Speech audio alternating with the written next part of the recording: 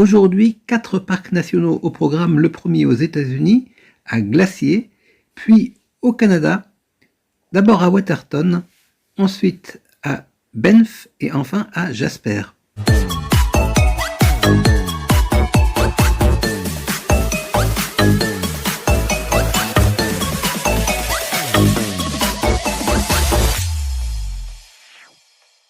Bonjour, bonjour. Bonjour, alors aujourd'hui une vidéo peut-être un petit peu plus courte, pourtant elle se situe à un moment important de notre voyage puisque nous allons passer des USA au Canada. Nous allons quitter les USA après presque 90 jours exactement de séjour dans le pays. C'était la limite de notre droit à y rester pour cette première incursion, parce qu'on va y revenir, mais bien plus tard. Alors, l'action se situe donc au nord de Yellowstone, au nord-ouest pour être plus précis. Et on va, à partir de là, on va d'abord rouler pendant environ 2 journées dans un environnement assez plaisant, mais pas forcément ultra spectaculaire, mais on va dire assez bucolique, de la campagne du nord de l'Amérique, et c'est encore un petit peu vallonné. Et puis on va en succession voir le parc national des glaciers, et puis ensuite les 3 parcs suivants se situent au Canada: Waterton Lakes, puis Banff et Jasper. Alors tout ça se mélange presque un petit peu dans notre souvenir, parce qu'on a quand même des paysages qui ont tendance à se ressembler, donc vous allez sans doute avoir un sentiment aussi d'air de ressemblance entre tous les paysages qu'on va montrer, tous les bords de route qu'on va montrer. Et c'est vrai qu'il s'agit beaucoup de lacs, de forêts, de montagnes et d'ours. C'est un petit peu comme ça qu'on pourrait résumer la situation. En tout cas, tout a commencé par le parc national des glaciers. Alors ce parc, il joue une très bonne réputation aux États-Unis. C'est l'un des parcs les plus excentrés par rapport au centre du pays. Il se situe à l'extrême nord, et d'ailleurs il est frontalier du parc de Waterton qu'on verra un peu plus tard. Et il jouit d'une grande réputation parce que, comme son nom l'indique, il est caractérisé par la présence en son sein, et même au milieu du parc, d'une chaîne de glaciers. Alors cette chaîne, on peut l'attaquer par un côté ou par l'autre, et donc nous on a fait les deux successivement parce que ce parc est réputé pour l'existence d'une route qui traverse le parc, mais cette route était fermée au moment où nous sommes arrivés dans le parc. Elle était fermée parce que les glaciers étaient encore trop froids et les routes n'étaient pas encore déneigées. Donc on est obligé de faire un aller-retour. On a fait une sorte de crochet en fait pour aller chercher l'entrée la plus lointaine pour nous, de manière à ressortir par l'endroit qui était le plus commode. On a attaqué par l'ouest et on a donc longé pendant un bon moment un lac qui s'appelle le lac McDonald, qui est extrêmement réputé et qui m'a personnellement un peu déçu, tout simplement parce que le lac en lui-même est beau, mais on n'a pas beaucoup l'occasion. Ben oui, 2 ou 3 points sont marqués sur la route comme des panoramas possibles, et on s'y arrête effectivement. Oui, c'est vrai pour l'ensemble du parc en fait. Oui. Tous les gens qu'on avait croisés nous avaient dit « Oh là là, vous allez à Glacier Park, vous allez vous régaler, etc. » Oui, quand on fait de la randonnée, mais nous, on n'a pas fait de randonnée cette fois-ci parce que d'abord il faisait froid, il y avait plein de sentiers qui n'étaient pas encore ouverts. Et du coup, quand on veut le traverser en voiture, il y a toujours des arbres. Et on était frustrés parce que on voyait bien le lac, mais on ne pouvait pas s'arrêter pour aller. Alors, à vrai dire, si, on s'est mis à un moment tout près, puisque là, il y a eu une femelle wapiti. Une femelle wapiti qui est venue tout près de nous, sur la plage. Mais c'était vraiment un tout petit endroit. Après, on a réussi quand même à trouver une autre mini-plage. Oui, alors dans le village touristique d'Abgar, en fait, au bord, c'est un lieu de camping pour les Américains, en fait, cet endroit. Et donc, ils viennent camper pour l'été.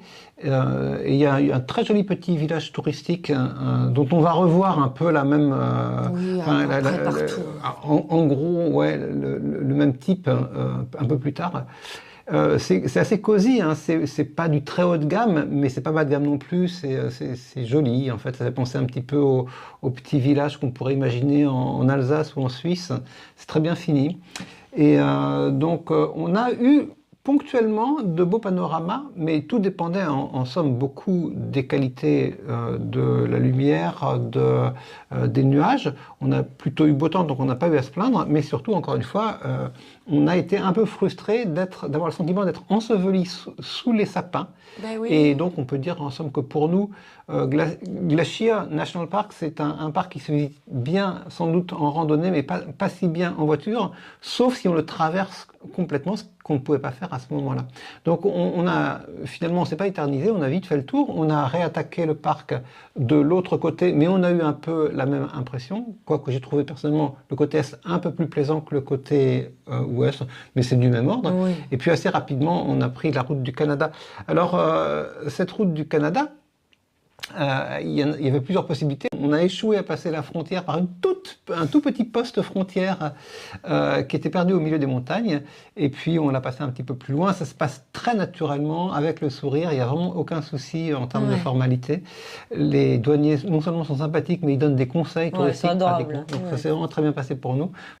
Et on s'est retrouvé à Waterton, Waterton Lake, je crois, un national park, ou en tout cas le parc du lac de Waterton au Canada, qui est le parc jumeau, puisque c'est un parc frontalier avec Glacier National Park.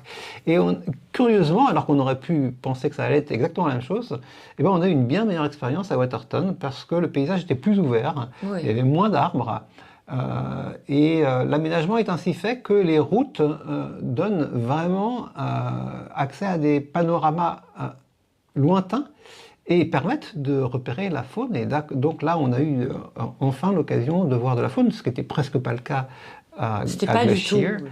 Donc on a retrouvé avec bonheur quelques ours. On a vu un premier ours qui traversait la rivière, mais il était un peu loin, mais on l'a quand même bien vu.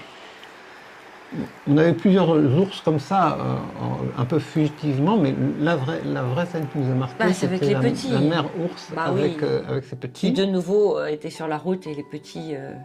Et on va se répéter un petit peu, mais on était super contents parce qu'on n'était pas nombreux sur cette scène. En fait, on était les premiers à trouver la maman ours et ses deux petits, et puis il y a 2 ou 3 voitures qui sont venues, et on a été capable de la retrouver ensuite. Donc on a eu le sentiment d'avoir une relation assez privilégiée avec les acteurs de cette scène. On a beaucoup aimé et on a retrouvé, c'est saisissant d'ailleurs, presque le même comportement qu'on avait eu sur les ours noirs à Yellowstone, on l'a trouvé sur les ours bruns à Waterton. Donc c'était vraiment très amusant de voir la mère avec ses 2 petits qui jouaient sur la route. Et voilà, on était très contents de ça.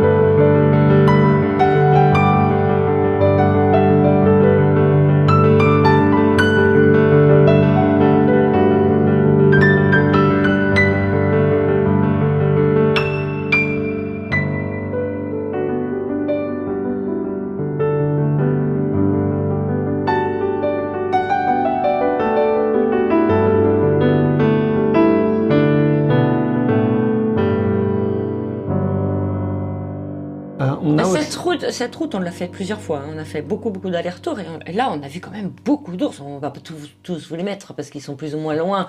Mais on a vu une autre ours avec 3 petits. C'est rare d'en voir avec 3. Qu'on a longé là pendant vraiment longtemps. Et puis, qu'est-ce qu'on a vu? On a vu des cervidés. Alors, on a surtout vu, et c'était la première fois, et d'ailleurs, c'était un peu pour ça aussi qu'on était là, des bighorns, donc des mouflons. Ce sont des mouflons du Canada, je crois, enfin des mouflons des Rocheuses, je ne sais pas quel est le nom exact. Et on les a très bien vus en fait. Au début, ils étaient un petit peu loin, et puis on les a revus traverser la route. En fait, on a aussi, c'est comme souvent avec les animaux, on est resté dans les parages en fait. Ils avaient disparu en haut d'une crête. Et il a suffi d'attendre quelques dizaines de minutes pour qu'ils réapparaissent en fait, pour traverser la route. Et donc on les a mieux vus à cette occasion. On a pu faire non seulement des vidéos, mais surtout des photos en fait à ce moment-là. Et on avait en fait un peu nostalgie à quitter ce parc parce qu'on a bien aimé sa présentation. En général, le petit village qui se trouve en son sein et avec beaucoup de gens qui sont des résidents fidèles qui reviennent là. Donc il y a presque, à la différence d'autres parcs où les touristes ne font que passer, là il y a vraiment des gens qui restent apparemment, qui possèdent des petites résidences secondaires. Ça donne une impression un peu différente. Mais nous, on était déjà sur le départ pour enchaîner sur la route. On était toujours attiré vers le nord et l'Alaska et donc on ne pouvait pas s'éterniser. Donc on s'est arraché de ce parc de Waterton.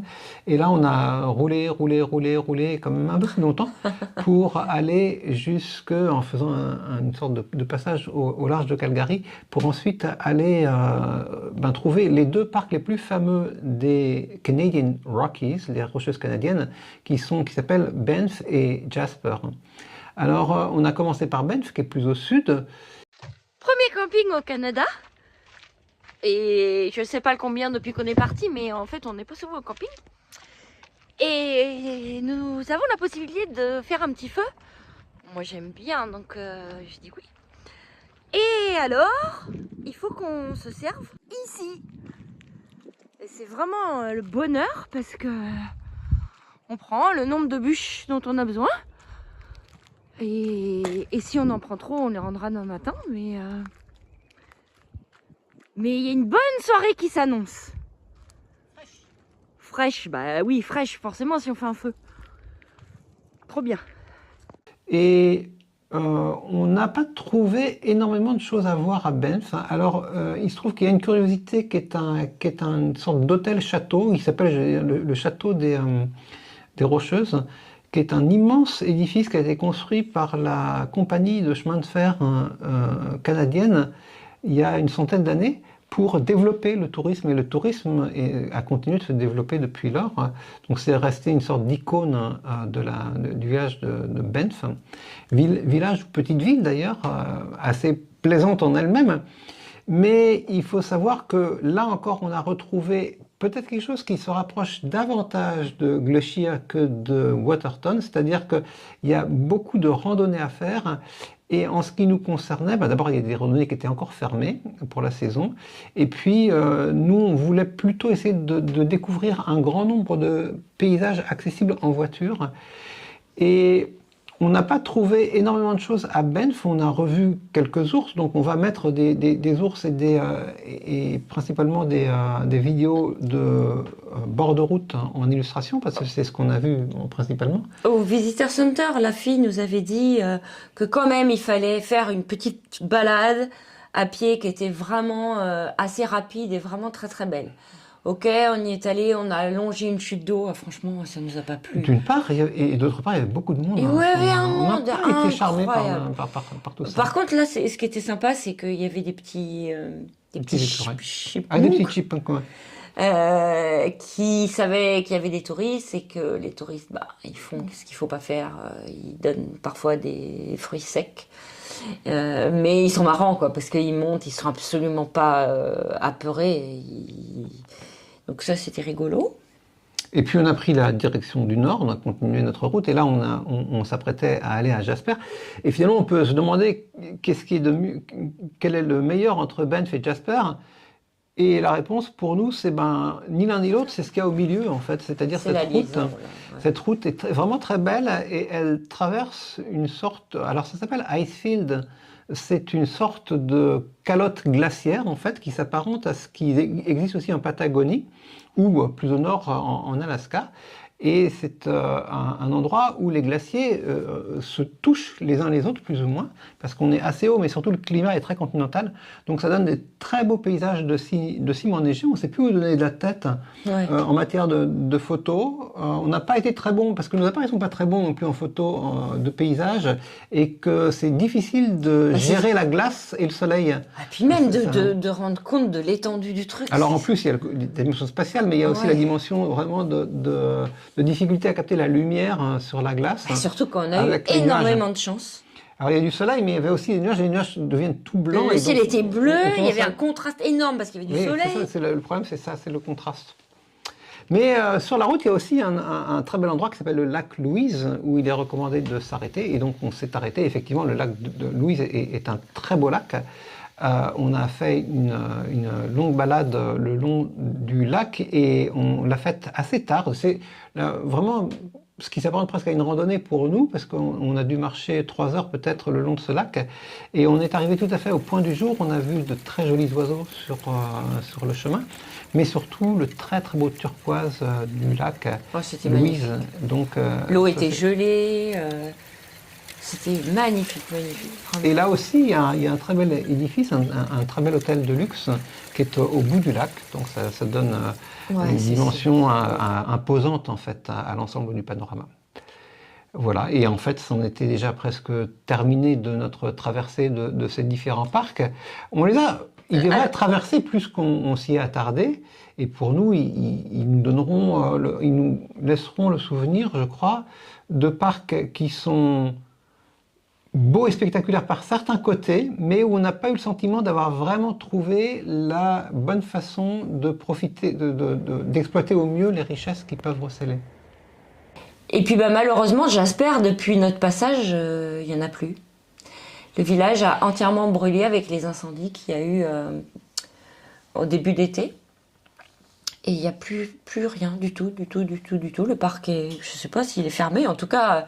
Si on y va, il n'y a plus de quoi se loger, il n'y a plus de petits villages, c'est triste, mais on l'a vu juste avant.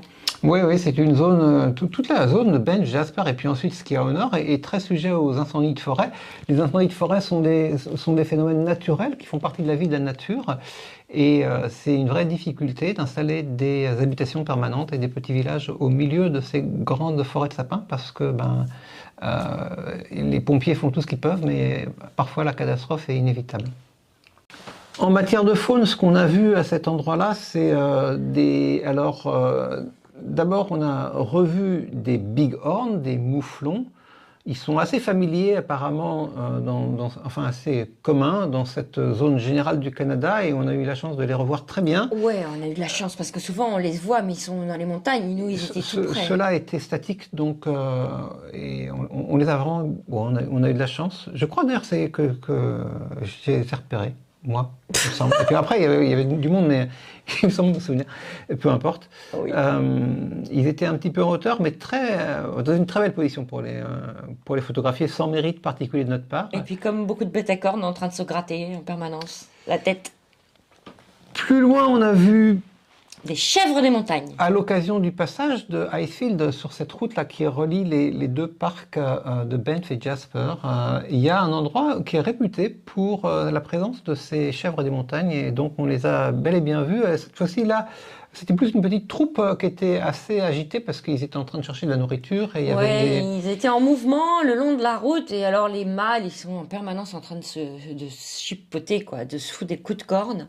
Oui, ils semblaient autoritaires non seulement, enfin entre eux, ils semblaient agressifs, mais ils semblaient aussi autoritaires vis-à-vis des autres membres de la troupe, les petits comme les femelles. Donc il y avait de l'agitation, puis il y avait surtout un tout petit qui était vraiment tout mignon. Bah oui, qui au début a marché, et puis il a fini par être trop fatigué, il s'est affalé. Donc la mère est restée à côté et il avait même plus la force de se mettre sur ses pattes pour manger, donc il mangeait couché. Et puis on a vu une belle scène d'ours. Oui, sur la route du lac Maligne. Oui, un ours qui était solitaire et qui est remonté de la vallée pour se retrouver sur la route. On l'a suivi un petit peu et on a pu s'arrêter. Il a continué son mouvement, mais il était prêt, vous pouvez même pas imaginer. Manu avait sa fenêtre ouverte. Je me suis dit, mais fais attention, c'est quand même un gros mâle. Et c'était chouette, on a pu avoir vraiment une jolie photo d'ours qui avance vers nous. Oui, là aussi en tête-à-tête d'ailleurs. Oui, là il n'y avait personne. Ouais, c'était un soir, il faisait passablement mauvais. On a à peine vu le soleil ce jour-là. Oh oui, on est allé jusqu'au lac Maligne, on a pris quelques oiseaux là, c'était sympa. Mais sinon c'était...